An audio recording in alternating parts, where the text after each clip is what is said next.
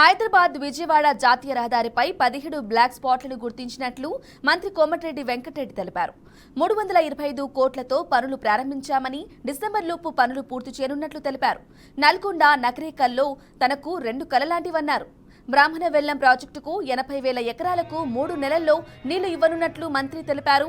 హైదరాబాద్ విజయవాడ జాతీయ రహదారితో పాటు ఇతర R&B రోడ్లకు 16,000 కోట్లు మంజూరు చేయాలని కేంద్రాన్ని కోరినట్లు తెలిపారు.